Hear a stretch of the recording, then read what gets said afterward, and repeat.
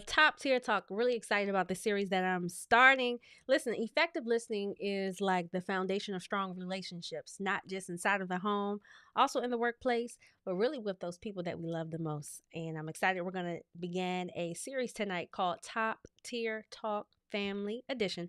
Right. We'll be right back right after the intro.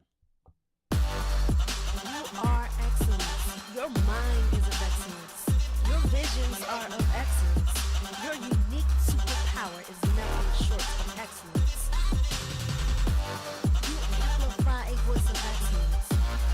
Your contribution to this world will be of excellence. You will achieve your highest goals and desires with excellence. Excellence in everything, every time. Hello, family, and happy Tuesday. I'm Linnita Hosten, for those of you who I've never met before, and I empower Black moms to create stronger connections with their children, particularly teenage children. We do that by way of soft skills training. I am the founder of Excellence Brainery, where we take soft skills training and development, and we help create stronger relationships inside of the home. We work primarily with family service agencies and family-related nonprofits, and really excited to do this work. So tonight I am starting a series, Top Tier Talk. And let me just define top tier. Top tier is like the highest quality of effort. When you think about someone that's top tier, a restaurant that's top tier, you think about a school that's top tier, you like, it is meeting the standard of excellence. It is meeting like the highest honor of expectation. Imagine if our language could be top tier with those that we love. That's the goal of this series this month. We're going to go a little bit into April as well. Top Tier Talk Family Edition. So imagine if we could use our highest quality of effort within our families, how much of a game changer that thing might be in terms of us having stronger relationships. If you are watching live, let me know that you're here. You can type in the comments, I'm here. And if you're watching for the first time, let me know where you're watching from. Sometimes guests come back. I'm very familiar with where they're streaming from. And if you happen to catch the replay, you can type in hashtag replay. And I always see your comments, and I do respond to them when the show ends the following day. So I started this series as a way to add more tools inside of a communications toolbox. I feel like when we are looking to have strong relationships, what we're really looking to do is build trust within those relationships. And in order to do that, there are some soft skills we should be equipped with in order for trust to exist. And so for tonight's topic, for Top Tier Talk, we're going to dive into listening one-on-one. So if you saw my Happy Monday video this week, I challenged those who I'm connected to online to actively listen. And that's listening without the intent to respond, and listening to someone and hearing what they may not be saying. And we're going to dive into what that type of listening is. So there are two types of listening that I want to encourage, and then there's one that I want us to throw in the garbage, okay? So those are three that we're going to discuss. Why this topic? You ask, communication isn't so difficult when we have, when we're equipped with the proper tools. Miscommunication isn't so frequent while it may exist. It isn't so frequent when we have the proper tools. And learning those that we desire to love, or learning those that we do love and or lead, learning them is a little easier when we are equipped with the proper tools. And so that's why this topic is really important to me. When we don't have the proper, or I'd say effective communication skills in business, it costs us money because we make mistakes, we have oversight, we have misunderstandings. Same thing in relationships. When we don't have the proper communication skills, it costs us people. So the intent of this is that when we're building stronger connections, we're being held accountable to loving those properly or effectively, those who live inside of our homes. And if you know anything about me, you know I'm real sensitive about my teens and definitely their parents. And if you work in a leadership capacity where you work with either of those demographics, you understand that too. All right, so let's jump in. First type of listening we want to talk about is comprehensive listening. And this is like what someone would say is deep listening. And that is listening to someone, not just their words, but also their body language that's contributing to what they're saying. So you're listening to what they're saying, but you're watching their eye contact or lack thereof. You're listening to what they're saying, but you're watching their neck roll or lack thereof. Or maybe they're not making eye contact because they're not as engaged. So comprehensive listening is not just listening to what they're saying. You actually are observing all of their nonverbals. Tone is a nonverbal if someone's yelling and or speaking quietly, almost like meekly, or sometimes even in an embarrassing way. Um, Someone speaking like insensitively or irately, being cognizant about those things too. And so this is probably, hmm, I'm going to say that this is one of those types of listening styles where you actually have to want to have relationship with the person to apply this. These things take a lot of energy. And I don't know about you, but we don't live in the kind of world where we just be giving our energies to nobody. But I think that the value of being a comprehensive listener is that you are giving the person permission to express themselves without them feeling like they have to have it all right, or it has to look right on the outside for you to receive it, what they're trying to say. Meaning, if a person is not good with monitoring their tone, or they're not good with like twisting their neck or using their hands, a comprehensive listener may observe those things about them and take note that that's possibly their communication style, while it does need to be changed, but not allowing that to disturb what you hear them saying. So you can observe those things, but not apply it to what you hear them saying. So that's the first style. This is my favorite. Empathetic listening is when you are listening to someone to understand. I mentioned this earlier. For them, you're understanding with an attempt to understand or to put yourself in their shoes. That's a better way of saying it. So you're listening to them and you're like, okay, if that were happening to me, I would feel like, so I can imagine they probably feel like. A good example of this is when, let's say, um, you're a parent and you catch your child stealing money out of, I don't know, a piggy bank or a storage place. You approach them about it. And this is the first time they've done that. It's totally out of character. Let's say they're crying, and they're saying, I'm sorry. Um, and so you ask them, why did you do it? And they say, I just wanted to get like some extra something. I don't know, snacks in the vending machine. I don't know. You know, the snacks nowadays is $3 at the vending machine. And let's say they say, I didn't think that you would give me extra money to get something that I didn't need. Or let's say they say, I didn't think that you had the extra money to give me since you already gave me snacks. So an empathetic listener, what in this instance, and this is just me guessing, what the child may be communicating is that you're really rigid around what you value being worth giving money to. So instead of asking you, which I've already made the assumption that you likely won't give it to me, I went and got it myself. Now, I don't think that that was the right thing to do, but putting yourself in their shoes to see how they drew that conclusion is empathetic listening. What typically happens is before they can finish that sentence of explaining to you why they might have done that, you will say, I don't know why you thought it was okay. And they know it wasn't okay. But a better response might be, you know, I'm really big on trust and I want to be able to trust you as my child. And what you did was actually you stole from me. That's not something that I would like. That's not a behavior I want to see continue. So my suggestion is next time you should ask me.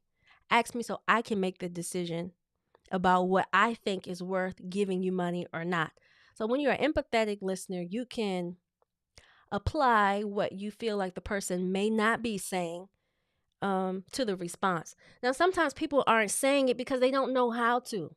They are not saying, they're speaking from a place of they can speak to the pain point, but they can't speak to the need. So in the instance that I just gave you, the pain point might be like, I want to have my own disposable cash to do what I want to do, even if you don't think I should be spending it on that. That's the pain point. But maybe the need is, I really would like to have like some money in my pocket, or for you to trust that I would spend the money on something that I feel is valuable to me. This is a very small example, but I'm hoping that it's hitting home to you. Empathetic listening, again, is when we put ourselves in the shoes of the person whom is experiencing something.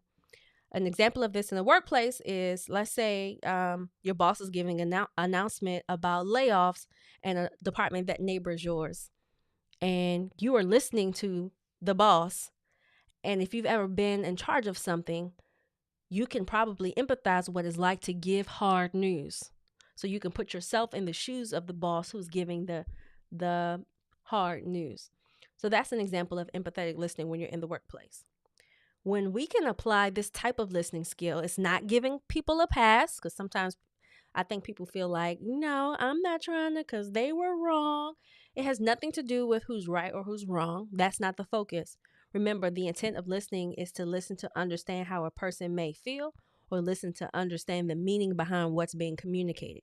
It's not for you to derive an opinion. It's not for you in that moment, not for you to have a critical, assessment in that moment. Sometimes listening is really for you to understand. So for you to pull back and say, okay, let me think through how this person might be feeling. Great skill to apply. Now, before I jump into the last one, I want to remind you, if you're watching today and you're wondering, like, okay, I really like how you break down the use of these types of skills, and I would like for you to share this with a group that I lead. Here are 3 ways that you can work with me. 1, you can bring me in to speak. That's like the most common denominator. Most people do that. We can send you over what we call a menu of service for the different types of topics that we can use to serve your group. You can also bring me in to train. If you have a frontline leadership that works directly with parents or directly with students, I'd love to come in and do some trainings. We can customize it based on the needs of your organization. And then finally, this is actually my favorite, but I like long-term relationships. I'm a commitment girl. And so partnerships look like that. We sit down and assess the goals that you'd like to accomplish, and we add in some objectives and some measures, and we have a timeline. We have a partnership. This is one of our favorite ways to work together. But if you're interested in more information about that, you can go to linnitahosten.com/connect and fill out a form, and we'll get in touch with you to follow up on next steps and details. So the last type of listening, we talked about empathetic listening and comprehensive listening, which is deep listening. The last listening type is biased listening. This is the one I want us to throw in the garbage. This is what we call selective listening. When you are only listening to get that one little piece, they just need to say that one part. Oop, I got it. I already know. I already know what they did. I already know who at fault. I already know who was right. I know who was wrong. I know what happened. I already know. You just got that one little piece that was missing. And this listening process distorts all of the facts. This listening process makes it easy to draw conclusions. And so when we have a selective or a biased ear, we are not giving a person an opportunity to fully communicate to us, or for us to fully understand what they're trying to communicate. Sometimes this also can happen when we're like tuning out someone, or we're listening for a specific kind of information to just get just enough information and let it go. This is what I want us to throw away. I want us to throw away biased listening, and I also want us to throw away distracted listening, which is when you are like multitasking, essentially texting, on the phone, writing, not making eye contact. And the reason why I want us to get rid of these is because they do the opposite of the goal that we're trying to reach. When you sit down and talk to someone, typically we're doing that because we love a person and we want to hear them. We want them to feel heard, right? It's counterproductive to do that from a biased view, and it's counterproductive to do that when you're distracted. The people that we love the most deserve and probably are the only people who should get our 100% effort when it comes to listening. And so there shouldn't be any distractions. I always say, like, you can set the tone for when it's time to talk. So if someone that you love or someone that you lead or your child wants to engage in a conversation, this is not the time, just say that. I'm kind of distracted right now. I got a lot going on. Can we, you establish the boundary? Can we talk about this can we put this on the table for tomorrow? But instead of halfway engaging, we could literally just give an alternative time. I want to be present. It's really hard for me to struggle. I can't really hear you. Can we talk about this? And give them that time. That's the best way that we can do. That's the best way we can kind of like, what's the word I'm looking for? Still honor them in that moment, let them know that what they have to say is important, but now is not the best time. So, I got an activity that I want us to do. If you have a family or if you run a family related agency or nonprofit, I got a challenge that I want you to do. So, what you're going to do is you're going to sit everybody down. It could be in the car too. This is good. And have a person tell a story about something that, like, something really funny that happened to them or something that was really embarrassing that happened to them. You can create the topic or the scenario. Let them talk. I want you to practice not interrupting them. So each person goes. I want you to practice not interrupting. And when they finish, I want you to practice essentially recapping what you heard them say and how that might have made them feel. So let's say you have a teenager, they're 18, they recount a story about a time they forgot to put deodorant on and their crush was like riding a bus. They lift up their armpit and woof, got like a nice glimpse of air. If that ain't never happened to you, I don't know. That has happened to me several times. And let's say that I'm in the car and I'm sharing that story to my mom or dad or grandma or auntie, whomever is the person in authority. And so they would listen to the whole thing when I got to the end. And I was like, okay. And I'm like, dang, that sounded, this is about me validating or affirming what you shared. That sounded like, that was definitely embarrassing versus saying, that's all you got. That's not embarrassing. You ain't got nothing better than that. That's what we call invalidating. So you say, if they said that was embarrassing, you saying, yeah, I could see how that's embarrassing is validating. That provides comfort. That makes a person feel secure in the emotions that they vulnerably shared with you. So yeah, that definitely sounded embarrassing. You could ask a follow-up question like, so did you remember to put your deodorant on now that you had that experience? Or you can say, do you think that you having an odor would really shy away a person who really liked you? But you asking additional questions is giving them an opportunity to see that you're actually interested in engaging. When parents complain about their kids not talking, I almost also want to ask, like, when they open up to talk, do you ask questions? Because I don't know about you, I don't want to keep talking to somebody who it feels like a one-way street. Like, have something to say back besides, So you can create that dialogue and vice versa. I tell teens the same thing. And everybody does the exercise. And you tell them, all right, the goal is that you listen all the way through, listen to what they're saying, how that might make them feel. And this is for fun. But essentially, you are all learning how to active listening. You will be practicing empathetic listening. And if you have the ability to turn around and watch their story, you could practice comprehensive listening. But the goal is that we're not biased, we're not selective, and we're not distracted when we're listening. That's it. That's all I'm asking for. And I want to remind you that the reason why we're doing this series, Top Tier Talk Family Edition, because the lack of emotional safety leads to disconnection. If you want to feel more connected, if you want to feel like you have a stronger bond, if you want to be the parent that feels like they actually know their child, then it's depending on the stage of your relationship, these things take time. And over time, you can build trust. And over time, you can build like vulnerability, mutual expression, and then ultimately, you begin to build what I call like active listening skills, where they actually desire to talk and you actually desire to talk to them too, because now they're opening up. And so that's my lesson for today. Those are ways you can use top tier language or top tier communication skills to improve the connection in your home. So that's your homework. You got a family activity. I would love to hear it. So if you practice the activity and you want to share or you want to record it, you could do that too. And send me a DM and let me know how it goes. If you're watching tonight, and I would love to hear what was your biggest takeaway from what I shared. We talked about top tier talk, which is your highest quality of effort in the language that you're exchanging with the people that you love inside of your home.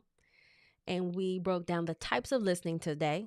2 types that I feel we should practice, and 1 that we need to throw in the garbage. So, what was your takeaway from tonight? Oh, my mom's watching. Hey, mom. Mom said, "Good job, daughter." Thank you, mom. Good job, mom, for making a good job, daughter. And if you agree, you can break a heart and say, "Hey, mom." I think that's the first time you've ever commented on my video, my podcast. Glad that you're watching live. All right. We're gonna continue this series for the remainder of March and into April. So tonight was listening 101, and I haven't decided what the topic will be, what makes top tier language in the household, what the topic will be next week, but I know it's going to be good. It's probably going to be responding to conflict 101. So, conflict 101. And so, we're going to keep that momentum going through likely the end of April. And if something was shared today that you think would benefit someone who works with a family related agency, a social service group, they work with foster care families or adopted families, or single moms, Jack and Jill, share it with them. Share it with them this series, and then invite them to join us every Tuesday at 8:30 p.m. Thank you for joining me live. I love you. There's absolutely nothing you can do about it. I'll see you next week. Bye. You are excellence. Your mind is of excellence. Your visions are of excellence. Your unique superpower is nothing short of excellence. You amplify a voice of excellence. Your contribution to